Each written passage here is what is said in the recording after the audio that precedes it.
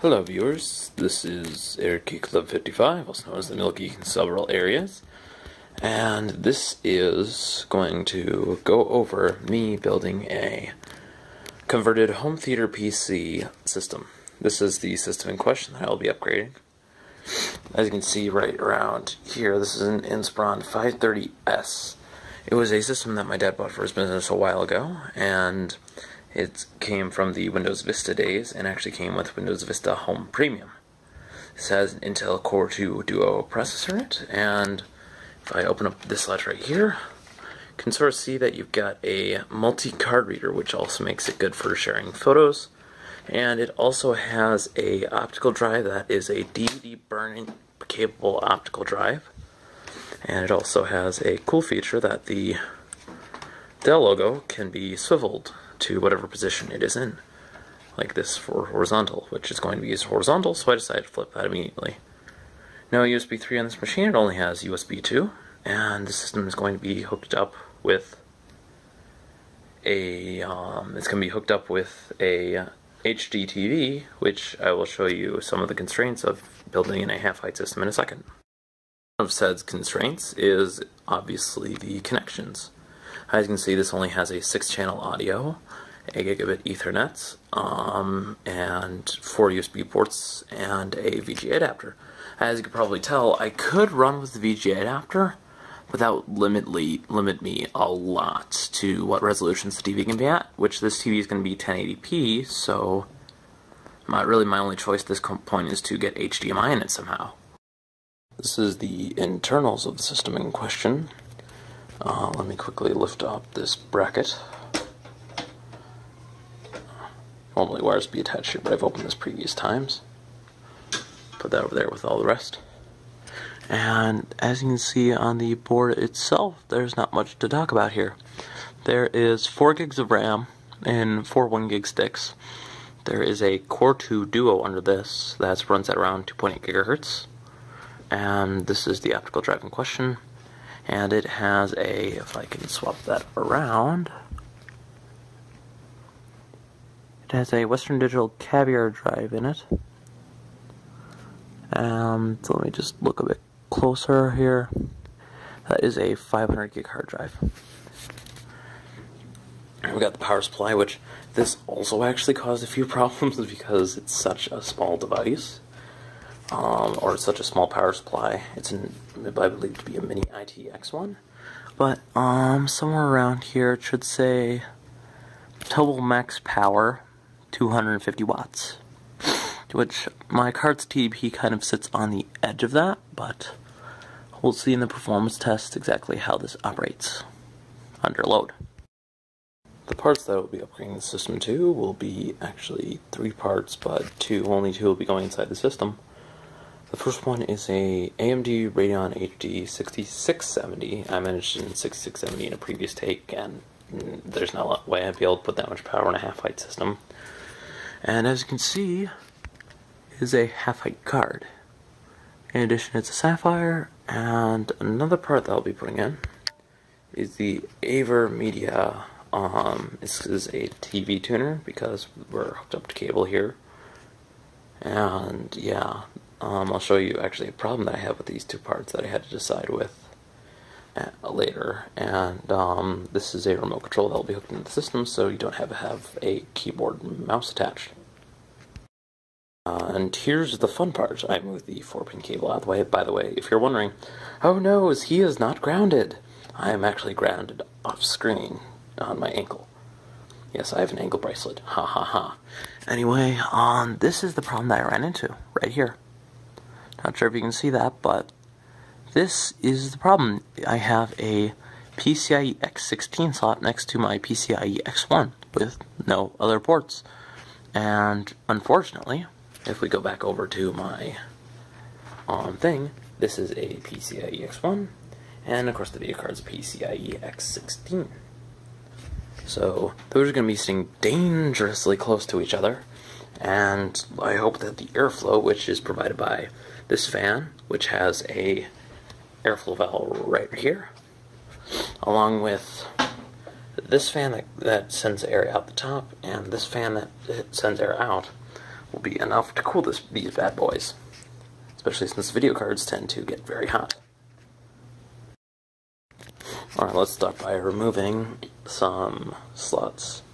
Let's remove some of the shielding covers, if I can get these out here one-handed. As you can see, there's a nice little retaining arm that keeps these in place. And remove the modem.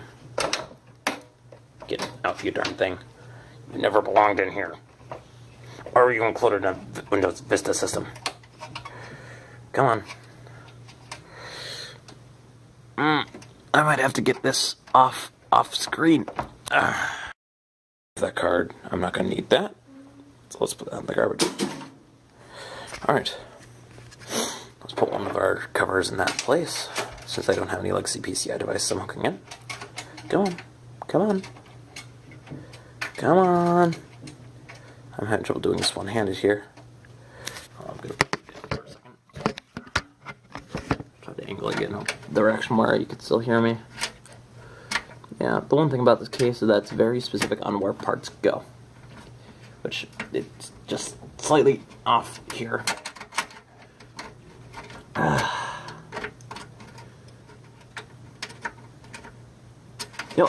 just put that in later. And when time to unbox the parts. Let's start with the Radeon HD6670. You get my keys here. Which I should use. Which key? This key. There's a little tab here. Could just untape that too. And let's open up that box. Come on. That box is a bit stubborn. And when you remove that, you get a box that actually has Sapphire on it. And let me show you what you get in the box. If I can pick this up. You get a driver installation CD. Always grab the latest drivers from the website, blah blah blah. A graphics card quick installation guide. Hypermemory support for 32-bit Windows 7 or for Windows 7 and Windows Vista. Okay, I'll read over that later. A Sapphire product registration thing, and the card itself, which is in nice looking anti-static bag. Right here, looks like we got some accessories. Looks like a full-length bracket, just in case you wanted to put it in, and probably has the half-height bracket too. Something that everyone does, and no one ever doesn't, or most people don't, is they put parts on top of the anti-static bag. This is a no-no, a very bad idea. The reason why is that inside the bag is where all the not static is. Outside the bag is where all that static is kept, so that it doesn't get to the static sensitive parts. So when you put on top of that, a bag on top of that, let's just say that you negate the effect of an anti-static bag in the first place.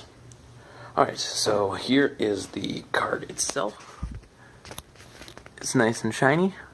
Won't be seen much, but problem number one is solved because voila! Hey look, it's HDMI! Right there. And another thing about the card, grab myself first in the case, is that it is, you can see right there, it is HDCP capable, which means that it'll be able to transmit data really easily. Or it'll be able to transfer it securely in the specifications that are specified for the specifications of... I don't know where I was going there. One thing I actually removed and was actually attached to it is the VGA bracket. The one issue I'm going to have is that my monitor is a VGA. And unfortunately, guess what's going right here? The DV tuner card. So I get to have the fun of trying to either route that over somewhere or possibly extending that. Because the ports look relatively simple. It's just simple. Just a simple several port plug. So we'll have to see about that. I could possibly even remove that and run it somewhere else. Got the card in, and as you can see, it's really close to the RAM slots, but I'm okay with that, hopefully. and is also really close to that X1 slot, but I should have enough space to put a card in. The fan's back here, so hopefully the thing isn't that big. We'll just have to see when I unbox that. Alright, I've already popped the seal on this, but this is the actual TV tuner card. As you can see, a minimum system requirement is that it has a Core 2 Duo 1.6. Luckily we have a Core 2 Duo 2.8. Let me quickly unbox that, if I can. These boxes are always the death of me. Got a nice white shiny box. There. Open this side, or whatever side it wants me to open. Why are you doing this? Oh, it wants me to take it out. That's why. It does it? Oh. It would help if I actually looked on the top of the thing. I'll pick up the camera again. As you can see, I've got an AVerTV series. This is the driver disc, I'm pretty sure. I'll grab that latest from the website. Warranty registration. The contents of the box. You can see there's an AVerTV Duet and an installation guide. And under this, inside of an anti-static bag, ooh, shiny, is the actual card. And there's a half height included, which looks like I'll have to install that myself, because it looks like it's got a full height by default. I've got some nice padding, smooth padding. Size comparison. It looks like from the point where it enters, I do have room for the fan, which is good, which means more airflow. Yay! Probably see at this point that this is a full-length thing, at which point they have included a half-height bracket. Now, how to get this on there? As you can see, we've got two screws securing it, so I'll just quickly screw that and be back.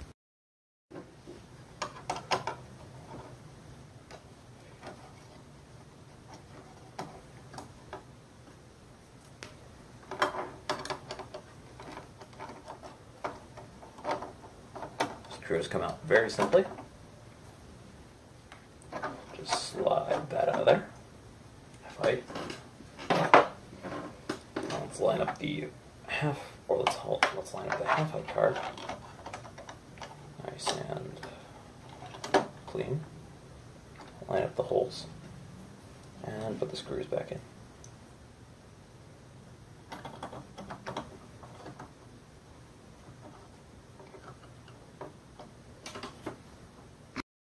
Here's an industry who told me never do what I'm about to do, but the thing is that by the looks of it, it's got plenty of airflow, and it doesn't look like it's got any hot components around it. So I think I'm fine, especially since the CPU goes straight up out of the case. The power supply draws in air like this, which will draw in air from that, and it won't block off the fan. And you've also got a intake or push-out fan on the top. So, you know what? I think we're fine. Let's line that up down here. And I'm going to actually line this up off camera. It's installed, and as you can see, I'm really pushing my space here. Let me quickly see if I can fit the VGA adapter in there. Just barely fit in there. And just across the video thing with a little ribbon cable. It should be fine though. Should be fine. As you can see, I've got the securing bracket back on, so I'll put the side of the case back on. For those who are superstitious and say that the computer won't boot statistically when you have the side panel on when you're building, I feel that's just superstition, and I've built a system with a full-on radiator setup, and yeah. It's booted the first time, so I'm going to get this bag secured, and let's boot it up. Just a quick look at the back. As you can see, I've got the TV tuner in between the VGA and the DVI and HDMI. And I've got the power supply down here, and that is no longer going to be used up here. Let's hope the system boots the first time, and we'll see how it goes. Actually, I had to fish out a USB keyboard, if I can get to the end here. Had to fish out a USB keyboard because unfortunately this thing doesn't have any PS2 ports, which is what most of my keyboards have. And I've got one of my older monitors here. Let's turn that on. That's supposed to be displaying something. Hey, I have an idea. It's doing this again. 1 second. Now you're probably wondering, hey, Eric, you were building a computer a second ago. Why did you suddenly cut to an image while you were driving? Well, there is a good answer to that. Well, you see, that monitor that I was going to test it on was one of my monitors that only worked half the time. So, what I'm doing right now is I am driving over to my mother's house to pick up another monitor. I want to make sure that I have the biggest.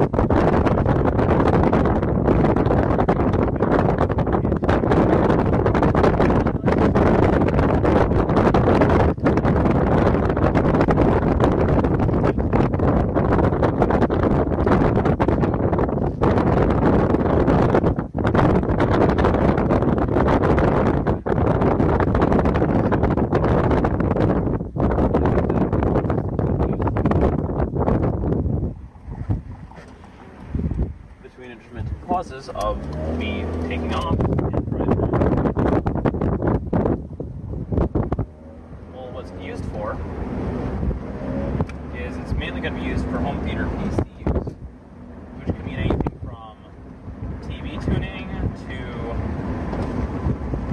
let me put that window over there so that you can hear me a bit better, which includes anything from TV tuning to recording stuff to actually playing TV, and also playing DVDs. But another thing that this is going to do is that would be better over something like a streaming box, like the Roku Stream or the Netgear box, or an Apple TV, for instance. In fact, I might end up just getting an Apple TV. Is that it supports things like Flash video and streaming Amazon Prime. I know my dad, again, actually got an Amazon Prime membership to use with it. So that's one of the things that is that. In addition, you can also use it to view Flash stuff, which you can't say about a certain Apple device, or even Apple mobile devices, or mobile devices in general. Make this light. If I make it a second. And yeah, those are a few things that this box can do. It's going to be running Windows 7 Professional, so I'm going to have all the stuff from Media Center, or from Windows Media Center. The reason I'm not going with Windows 8 is that the copy that I would get of Windows 8 would be Windows 8 Pro, and even though the whole cool Metro interface would be something that I would want to do, in fact, it would look cool, and it would be easier for navigating with a mouse, since a big UI, and you're going to have a small keyboard with possibly a small trackpad,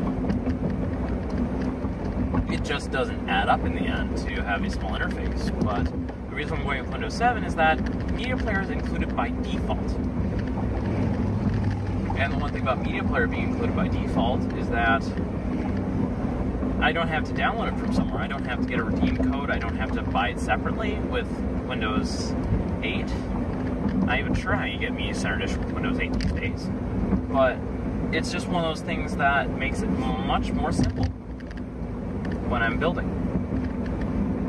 And in addition, I already have a copy for Windows 7 Pro on the thing. And I said it had Vista Home Premium, but that was Vista Home Premium originally. Since then, the system was given Windows 7 Professional. In fact, this is the time where I was kind of, oh, I'm so used to using XP, what's this cool new OS? In fact, I actually put it on my laptop at the time, which was a ThinkPad R40, and I was absolutely amazed at it compared to Windows XP, which what I was running at the time.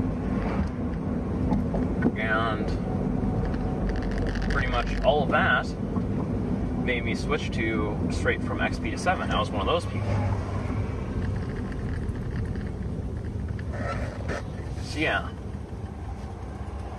By the way, I don't take any offense on you if you go right through this video, because honestly, it's just a guy talking in a car. The only action in the shot is he's shifting. By the way, manuals are win. And yeah, we're almost at the house, so I'll probably cut this video a bit short around here. And this is the guy that we were looking for, Hyundai. I could grab one of my large CRT monitors, but why bother when I just have a nice light Hyundai here? Hi, kitty. Hi, kitty. Meow. Hi, puppy. Without further ado, let's see the system boots. Grab my keyboard and press the power button. That beeps normal. There we go. I'm going to put it into boot mode because I actually need to install Windows on it. Probably not going to do that today, but eventually. And yeah, it already has a copy of 7 on it, so I'll just hit the power button there. And looks like the system works. Good job. Also, if you find your system not working for some reason, something that nearly caught me first was that down there. That's the onboard graphics, which I had to plug it into the graphics on the board. So, if that catches you, check that. Besides that, the build is complete. Hope you enjoyed that video. Subscribe if you liked it, though you won't see much out of my account, but oh well. See ya.